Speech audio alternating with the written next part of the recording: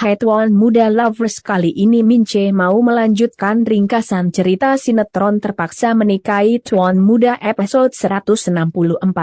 Namun seperti biasa, sebelum Mince mulai ceritanya, klik dulu tombol like, share, subscribe dan lonceng notifikasinya. Biar kalian Mince doain mendapatkan rejeki tak terduga yang bisa bikin kalian menjadi kaya raya, awet muda, bisa keliling dunia dan pastinya selalu bahagia. Amin. Sudah kan? Baiklah kalau sudah. Mince mulai ceritanya. Di episode kali ini diceritakan jika Kinanti mau belanja keperluan bayi. Namun seorang preman bernama Broto mengikutinya. Kinanti yang mengetahui semua itu tentu saja jadi ketakutan dan langsung sembunyi di ruang ganti sambil kemudian telepon David. Meminta David menjemputnya di toko perlengkapan bayi. Tak lama David datang. Kinanti pun jadi lega dan langsung mengajak David pulang. Broto pun jadi kesal dan langsung telepon bosnya, kasih tahu bosnya jika Kinanti dijemput tangan kanannya Abhimana. Nah loh, kira-kira siapa ya bosnya si Broto itu? Apa mungkin bosnya itu ternyata Radit? Sementara itu di tempat lainnya, Babang Gondrong yang baru selesai tanda tangan dokumen pekerjaannya lalu melihat jam tangannya sambil bergumam heran. David kemana sih? Kok belum muncul juga? Tadi kan aku bilang dia suruh menghadap, kalau udah sampai kebiasaan banget sih dia. Jangan-jangan dia ada urusan pribadi lagi, nggak ngasih tahu saya. Babang Gondrong pun lalu telepon David. Di saat yang sama mobil David sampai di depan rumah Babang Gondrong. David dan Kinanti pun lalu turun dari mobil. Tak lama HP-nya David bunyi, ada panggilan dari Babang Gondrong. David pun lalu terima panggilan. Sementara Kinanti yang ada di dekatnya jadi merhatiin David. Babang Gondrong lalu tanya, "Kamu di mana, belum sampai kantor? Emangnya ini kantor kamu bisa datang telat seenaknya?" David lalu jawab, "Maaf Tuan Muda. Saya mampir ke rumah Tuan Muda dulu, ada berkas yang harus saya ambil." Kinanti pun jadi lega David ngomong gitu. Karena biar bagaimanapun Kinanti emang tidak mau membuat suaminya yang suka darting itu darting lagi. Babang Gondrong jadi ketus mendengar jawaban David dan langsung bilang, "Bilang Don, dari tadi. Jadi saya nggak usah telepon kamu Gini. Udah, buruan kesini." David jawab, "Baik, Tuan Muda." David pun mengakhiri panggilan sambil kemudian mau pamit ke Kinanti. Namun saat itu David melihat Radit yang lagi duduk santuy di teras rumah. David pun jadi menghela nafas dan kemudian kembali menatap Kinanti sambil bilang, "Kamu istirahat aja ya, jangan cemasin apapun. Kamu kan nggak boleh stres-stres, ingat bayi dalam kandungan kamu." Kinanti jawab, "Iya, Fit." Radit yang sedari tadi di teras dan melihat Kinanti dan David lalu menghampiri sambil sok bertanya heran ke Kinanti. "Loh Kinan, kamu tadi katanya mau belanja. Kok udah pulang? Nggak jadi belanja?" Kinanti pun lalu jawab, "Nggak jadi. Saya nggak enak badan jadi langsung pulang aja." Radit pun lalu memasang wajah cemas. Sementara itu Kinanti lalu memberi kode ke David untuk pergi, biar Radit nggak curiga. David pun lalu pamit. Kinanti mengangguk. Di saat yang sama sebuah taksi berhenti depan pintu gerbang rumah Babang Gondrong. Penumpang taksi yang tak lain ternyata Dinda, turun dari taksi sambil membawa rantang makanan buat dikasih ke Radit dan melihat ke pekarangan rumah Babang Gondrong. Dinda pun akhirnya melihat David yang lagi masuk ke dalam mobilnya dan mobil David pun lalu melaju pergi. Dinda juga melihat Kinanti yang mau masuk ke dalam rumah dan Radit yang ternyata lagi merhatiin Kinanti. Tak lama Kinanti kepleset dan hampir jatuh. Radit yang ada di sana lalu refleks menangkap badan Kinanti biar nggak jatuh. Akibatnya tatapan mereka pun jadi beradu. Radit menatap erat Kinanti. Dinda yang melihat semua itu tentu saja jadi cemburu dan langsung menghampiri sambil memanggil Radit. Radit dan Kinanti pun jadi kaget. Kinanti pun lalu buru-buru melepaskan tangannya Radit. Di tempat lainnya, Herman terkejut mendengar pertanyaan Risa. Herman pun lalu tanya, kamu tuh ngomong apa sih? Kan kamu juga lihat sendiri, kalau Karen udah meninggal. Mana mungkin dia hidup lagi? Jangan mikir yang aneh-aneh deh. Nerissa lalu jawab, ya habisnya ini sama sekali nggak masuk akal buat aku, Mas. Kamu nggak tahu sih, sejak aku tinggal di rumah, aku tuh kayak diteror. Herman jadi bingung. Diteror gimana maksud kamu? Nerissa jawab. Pertama, tiba-tiba aku lihat foto Karen terpajang sendiri. Kedua, baju-baju Karen yang udah aku simpen, tiba-tiba balik lagi ke lemari. Terus tiba-tiba ada yang tusuk ikan pakai pisau di dapur. Dan beberapa kali aku lihat tulisan di kaca entah pakai darah atau lipstik merah, tapi yang pasti tulisan itu semua nyerang aku. Nerissa juga lalu bilang, jadi siapa lagi coba yang tahu soal aku kalau bukan Karina? Kalau menurut aku sih ya dia tuh kayaknya nggak rela kalau aku balikan sama kamu. Herman pun jadi kaget dan langsung terdiam. Sementara itu Kinanti dan Radit yang masih terkejut lalu menatap Dinda. Radit pun coba mencairkan suasana dengan cara menyapa ramah Dinda. Dinda, kamu baru datang? Dinda tidak menjawab dan malah menatap Radit sambil kemudian menatap Kinanti. Wajahnya masih terlihat cemburu berat. Kinanti pun jadi serba salah. Sementara itu Dinda yang lagi cemburu lalu tanya, kalian lagi apa?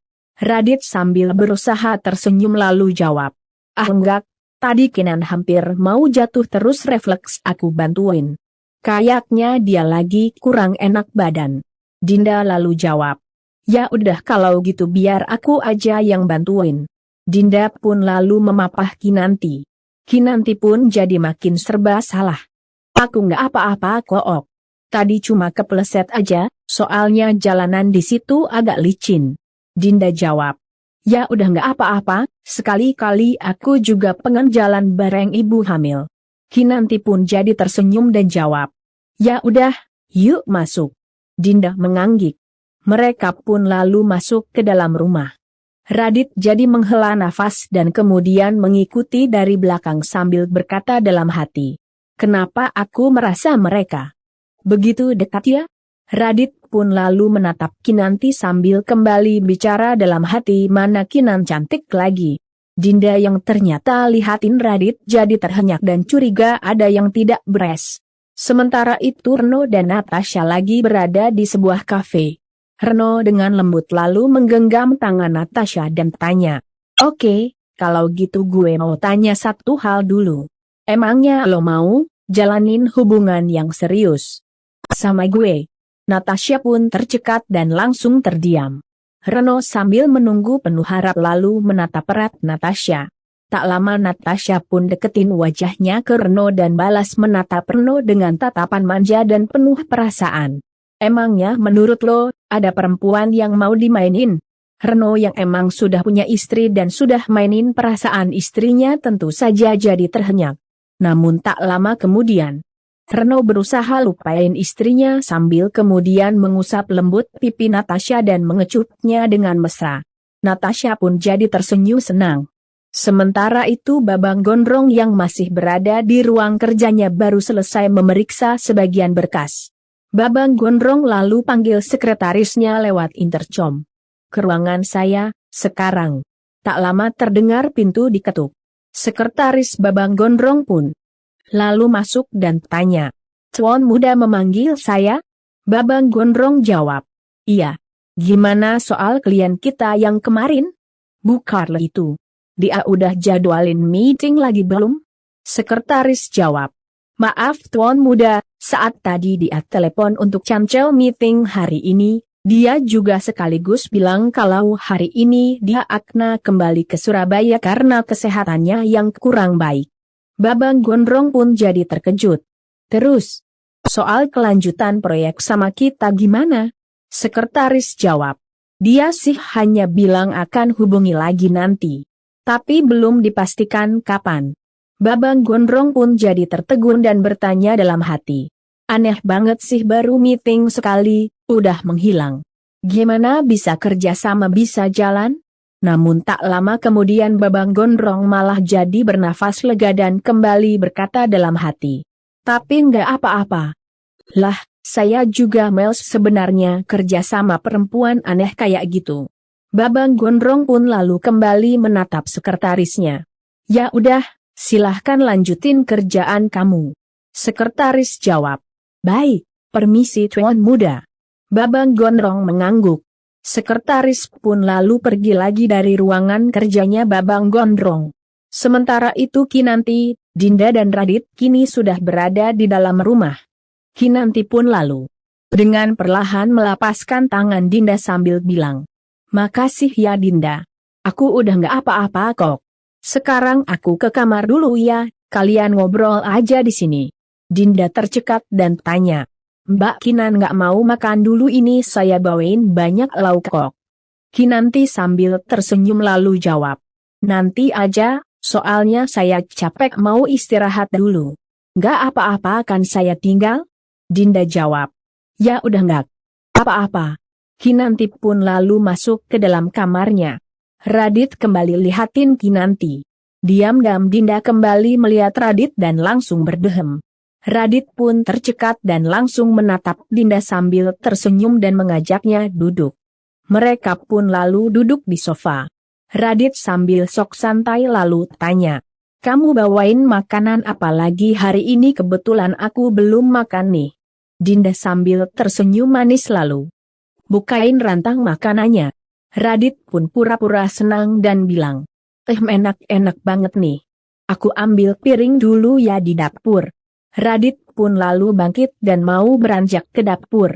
Namun Dinda buru-buru menahannya sambil bilang, "Dit, boleh aku tanya sebentar?"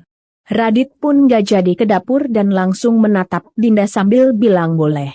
Dinda sambil menatap erat Radit lalu tanya, "Antara kamu dan Kinan pernah ada hubungan apa sebelumnya?" Radit kaget dan jadi gelisah. Dinda terus menatap Radit dengan tatapan penasaran. Sementara itu di tempat lainnya, Eyang Martha, Oma Rima dan Jumi yang kini sudah berada di tempat tukang catering lagi melongo melihat berbagai menu makanan yang terpajang di meja panjang. Jumi pun lalu nyeletuk, "Banyak amat ya." Oma Rima lalu tanya sama pemilik catering, "Ini semua menu dari milik catering ini?" Pemilik catering yang sudah standby di dekat mereka, ditemani Sari, menjawab dengan baik, "Betul Bu. Ini semua adalah masakan dari catering kami, karena setiap paket menunya berbeda-beda." Eyang Martha pun lalu bilang, "Ya udah daripada bingung, kita coba aja deh semuanya." Oma Rima jawab, "Iya Bu." Oma Rima juga lalu tanya ke Jumi, "Jum, siap?" Jumi sambil cengengesan lalu jawab, "Jumi mah udah siap dari tadi Oma." Oma Rima lalu bilang, "Ya udah ayo kita coba deh." Oma Rima, Eyang Martha dan Jumi pun lalu mencoba semua menu makanan yang ada di meja. Oma Rima dan Eyang Martha mencicipi sedikit demi sedikit makanan yang ada di sana. Sementara itu Jumi menyantapnya dengan rakus. Sementara itu Radit masih terkejut mendengar pertanyaan Dinda. Radit sambil berusaha menutupi kegelisahannya lalu balik tanya, "Kok tiba-tiba kamu tanya begitu kenapa?" Dinda sambil terus menatap mata Radit lalu jawab, "Ya nggak apa-apa. Aku cuma pengen tahu aja. Siapa tahu sebelum ini kalian pernah dekat. Apalagi tadi aku sempat lihat cara kamu menatap dia tuh beda." Radit pun jadi semakin gelisah. Namun Radit berusaha tetap tenang. Sementara itu Dinda lalu bilang, "Aku ini perempuan Dit jadi aku bisa tahu bedanya." Radit pun jadi terdiam. Sementara Dinda terus menatap Radit dengan tatapan penuh selidik. Tak lama kemudian Radit ketawa kecil sambil gelengkan kepala dan bilang, "Dinda, Kinan itu cuma adik ipar aku, nggak lebih. Kalau memang kamu melihat sikap aku agak berlebihan ke Kinan mungkin itu karena rasa bersalah aku. Aku udah pernah ceritakan ke kamu, kalau sebelumnya aku pernah berbuat jahat ke semua keluarga aku, termasuk Kinan.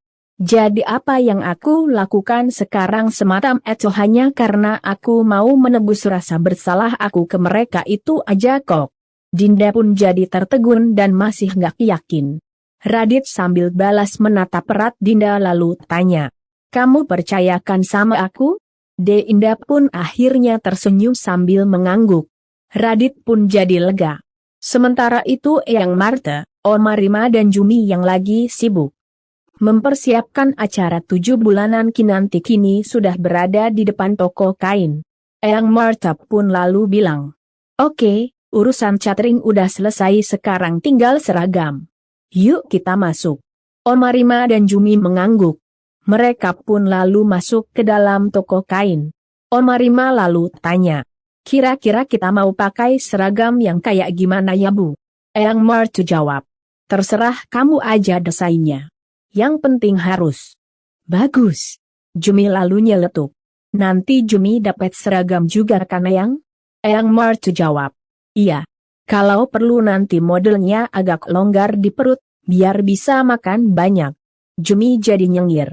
Mereka pun lalu mulai mencari-cari kain buat seragam 7 bulanan nanti. Di tempat lainnya, Amanda dan Rendra sampai di sebuah kafe. Rendra sengaja memilih bangku paling pojok. Seorang pelayan lalu menghampiri sambil tanya ke Rendra, "Mau disiapkan sekarang Pak?" Rendra jawab, "Iya, boleh." Pelayan pun lalu pergi. Amanda jadi terkejut campur bingung. Amanda pun lalu tanya ke Rendra, "Kamu udah pesen?" Rendra jawab, "Iya. Tadi, by phone. Sekalian booking tempat." Amanda pun jadi heran dan kembali tanya, "Tumben dalam rangka apa?" Rendra pun lalu jawab, "Ya, sekali-kali pengen kasih yang spesial aja buat kamu." "Nggak apa-apa kan? Nanti kalau kamu nggak suka menunya, tinggal pesen lagi yang baru." Amanda jadi senyum. Tak lama kemudian, pesanan mereka pun datang. Menu makanan Eropa. Steak, pasta, salad, waffle, cream soup. Amanda pun jadi terkejut melihat itu semua. "Ren, kamu serius pesan ini semua banyak banget?" Rendra jawab, "Habisnya aku nggak tahu kamu sukanya yang mana, jadi ya udah aku pesen aja semua yang chef recommended." Amanda jadi ketawa lagi. "Kamu tuh bener-bener ya." Rendra pun ikut ketawa dan bilang, "Oh iya, ada satu lagi."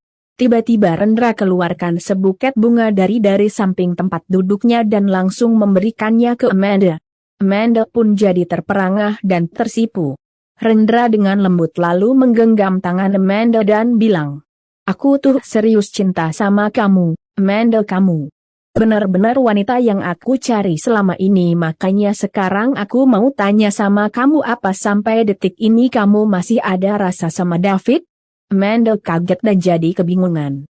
Sementara itu Rendra lalu melanjutkan ucapannya, "Kalau iya bisa nggak kamu lupain dia? Kosongin semua kenangan kamu tentang David, dan biarin aku saja yang mengisinya. Karena aku janji, aku pun akan serahin semuanya buat kamu. Kalau perlu hidup aku, rela buat kamu." Amanda pun jadi makin ternyuh mendengarnya. Sementara Rendra lalu tanya, "Bisa kan kamu lakuin itu buat aku?"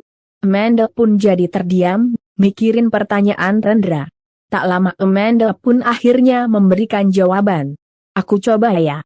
Rendra terlihat tidak puas mendengar jawaban Amanda. Namun Rendra tetap berusaha tersenyum. Sorenya, Radit dan Dinda baru selesai makan. Dinda pun lalu merapikan rantang makanannya. Di saat yang sama Babang Gondrong yang baru pulang kerja datang. Radit dan Dinda pun langsung bangkit. Radit lalu menyapa Babang Gondrong, "Bi, baru pulang?" Babang Gondrong jawab, "Iya." Di saat yang sama Kinanti keluar dari kamarnya dan langsung menyambut kedatangan Babang Gondrong. "Mas Abdi." Kinanti pun mencium tangan Babang Gondrong sambil kemudian mengambil tasnya Babang Gondrong. Babang Gondrong pun lalu menatap Dinda sambil bilang, "Lagi ada tamu rupanya." Dinda mengangguk sopan. Radit lalu bilang, "Iya. Dinda anterin makanan buat aku. Kamu mau makan juga nggak? Masakan Dinda enak loh." Babang Gondrong jawab, "Nggak usah makasih." Kinanti lalu tanya, "Mas Abhi mau saya buatin minum dulu?" Babang Gondrong jawab, Nanti aja deh, saya mau mandi dulu. Radit lalu bilang, kalau gitu aku mau anterin Dinda pulang dulu ya Bi, kasihan dia udah sore. Babang Gondrong jawab, ya udah anterin pakai mobil aja. Mau yang mana terserah. Radit sok-sokan menolak tawaran Babang Gondrong. Nggak usah. Aku naik taksi aja. Babang Gondrong jadi heran dan tanya serius. Radit jawab, iya lagian aku masih belum berani nyetir sendiri. Takut ada apa-apa di jalan. Babang Gondrong pun jawab, oh ya udah. Dinda pun lalu pamit ke Babang Gondrong dan Kinanti. Setelah itu Dinda dan Radit pun lalu pergi. Kinanti jadi memicing dan buru-buru beranjak ke kamarnya. Babang Gondrong karuan jadi heran. Loh, Kinan? Kamu mau kemana? Namun Kinanti keburu masuk ke dalam kamarnya. Kinanti yang kini sudah berada di dalam kamarnya lalu ambil HP dan kemudian telepon David. David yang lagi nyetir lalu terima panggilan dari Kinanti sambil tanya. Iya Kinan? Ada apa? Kinanti sambil mengintip keluar lewat jendela, melihat Radit dan Dinda yang lagi nyetop taksi lalu bilang. Fit, kamu lagi di mana? Ini si Radit lagi keluar, mau nganterin Dinda pulang. David yang ternyata lagi mengarah ke rumah Babang Gondrong lalu belokin mobilnya dan sudah mau sampai di rumah Babang Gondrong. David pun akhirnya melihat Radit dan Dinda yang masuk ke dalam taksi. David lalu jawab, oh iya, aku lihat nih kebetulan aku udah hampir sampai rumah kalian. Kinanti lalu tanya, kalau gitu bisa kan mulai ikutin dia? David jawab, bisa kok bisa. Ya udah kalau gitu aku tutup teleponnya ya. Kinanti jawab, oke makasih ya Fit. Kinanti pun lalu mengakhiri panggilannya. Sementara itu, David lalu mulai mengikuti taksi yang dinaikin sama Radit dan Dinda. Kinanti pun lalu meletakkan HP-nya. Di saat yang sama Babang Gondrong masuk ke dalam kamar dan langsung bertanya heran. Ada apa sih kok tiba-tiba masuk kamar duluan? Saya sampai ditinggal gitu aja. Kinanti tercekat dan langsung menatap Babang Gondrong sambil bilang. Ya ampun, maaf ya mas. Tadi itu. Kinanti lalu coba mencari alasan. Namun tiba-tiba terdengar pintu diketuk, disusuk sama suaranya Oma Rima. Kinan, Abhi, kalian ada di dalam? Kinanti jadi lega dan langsung mengalihkan pembicaraan. Oma ketuk pintu tuh mas saya bukain dulu ya. Babang Gondrong yang belum mendapatkan jawaban dari Kinanti jadi ngegerutu bete belum aja dijawab udah pergi kemana-mana. Sementara itu Kinanti yang sudah sampai depan pintu, lalu membuka pintu kamarnya. Di depan kamar sudah ada Oma Rima dan Eyang Morte. Mereka lalu mengajak Kinanti dan Babang Gondrong untuk nyicipin makanan tester yang sudah ada di meja makan. Kinanti dan Babang Gondrong pun jadi melongo karena makanannya emang banyak banget. Sementara itu Radit anterin Dinda sampai ke rumahnya. Setelah itu Radit pun lalu pergi ke satu tempat. David yang sedari tadi ngikutin taksi yang dinaikin Radit tentu saja kaget dan jadi curiga kenapa taksinya nggak balik ke arah rumah mau kemana dia sebenarnya. Namun maaf ya guys, ringkasan cerita terpaksa Mince akhiri dulu sampai di sini. Kira-kira itu si Radit mau kemana ya? Terus kira-kira siapa ya bosnya si Broto yang ngikutin Kinanti ke toko perlengkapan bayi? Mince tunggu jawabannya di kolom komentar. Dan buat yang baru gabung, sekali lagi Mince ingetin. Jangan lupa klik like, share, subscribe dan lonceng notifikasinya. Biar kalian Mince doain mendapatkan rezeki tak terduga yang bisa bikin kalian menjadi kaya raya, awet muda, bisa keliling, selalu bahagia dan pastinya nggak akan ketinggalan update cerita sinetron terpaksa menikahi tuan muda.